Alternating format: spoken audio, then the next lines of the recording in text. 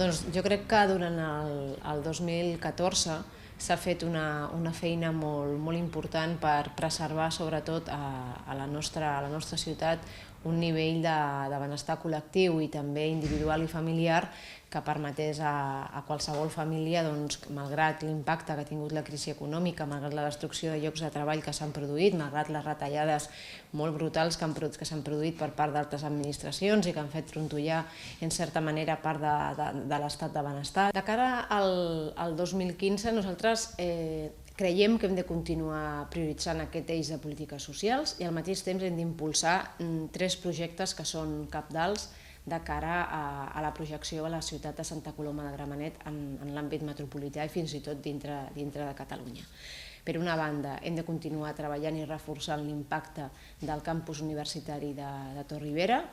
Després volem millorar tot el que és la primera fase de Can Sam, que ja ho vam presentar a les acaballes del mandat, però que tindrà el seu impacte en aquest 2015, i per altra banda un projecte que considerem que és estratègic de cara a l'ordenació de l'espai urbà i de l'espai públic, que és el de la Pinta Verda. Que la lectura de les eleccions en clau local sempre té unes dinàmiques molt pròpies, i que en definitiva la gent, quan ha d'escollir el seu alcalde o la seva alcaldessa, el que valora és quantes vegades ha vist aquella persona, si ha estat candidat a l'alcaldia o ha estat alcalde implicat en els seus problemes, quantes vegades ha donat la cara, quantes vegades ha estat complint amb la seva activitat, ha estat donant cobertura a l'activitat social, cívica, ciutadana, que a la nostra ciutat és molt visible, i això jo crec que aquestes dinàmiques queden, en certa manera, o tenen un caràcter molt local. Si als governs se'ls ha de valorar pel grau de compliment dels seus programes electorals, que és el contracte social, amb el que tu signes amb la ciutadania, en aquest cas durant 4 anys, nosaltres acabarem el mandat amb un grau de compliment molt elevat. Si som sincers, la consulta ha estat un fracàs.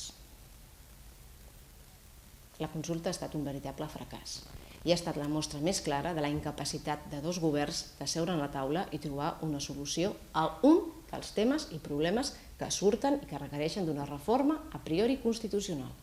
on el títol 8, que és l'organització territorial, entri a debat. La solució és, després d'una no consulta, avançar unes eleccions,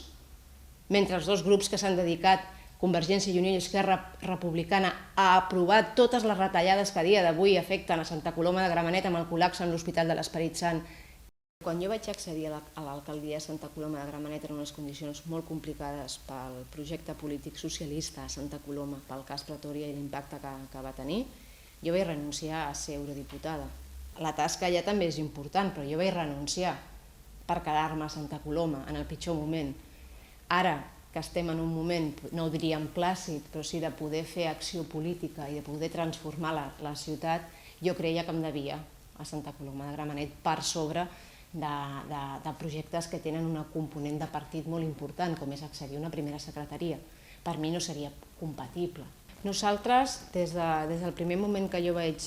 ser nomenada alcaldessa en unes condicions molt complicades, el 17 de novembre del 2009, entre les diferents mesures que vam prendre per millorar la gestió municipal, per ser un ajuntament transparent, perquè qualsevol procés es pogués consultar per la web, això ho hem complert al 100%. De fet, any rere any hem anat millorant en els criteris d'avaluació de transparència municipal. I jo crec que això s'ha fet. Però més enllà d'això, i en relació a l'anterior, des de ben principi, l'Ajuntament va ser acusació particular en el cas Pretòria. És a dir, que en el moment en què els indicis de la investigació portessin a demostrar que s'havia produït un prejudici moral de derivades econòmiques per la ciutat de Santa Coloma de Gramenet, l'Ajuntament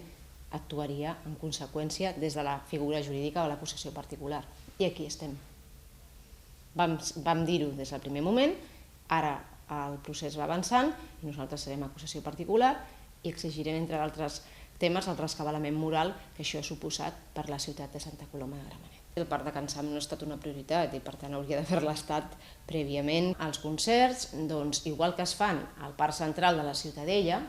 igual són al Parc Central de la Ciutadella i això reverteix en positiu per la ciutat de Barcelona, doncs a Santa Coloma de Gramenet es poden programar activitats que poden ser els concerts de rock, com pot ser una fira de teatre efímer, com pot ser qualsevol activitat de caràcter cultural i social que reverteixi en favor de l'economia de la ciutat, perquè preguntem-li als restauradors i restauradores si els hi va anar bé o no des del punt de vista econòmic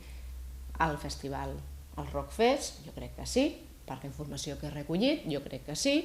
Si el parc va quedar perjudicat pel roadfex, algú t'ho pot demostrar? No. És més, els informes que tenim de l'àrea metropolitana, que són els que fan el manteniment del parc, és a dir, part del manteniment del parc de Can Sam el realitza l'àrea metropolitana, els informes són impecables i de felicitació a l'organització per l'estat, pel bon estat en el que va quedar el parc. Per tant, debats els que vulguem. Política i banderes polítiques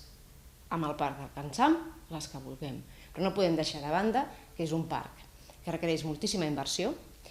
que si no fos perquè vam fer l'esmena pressupostària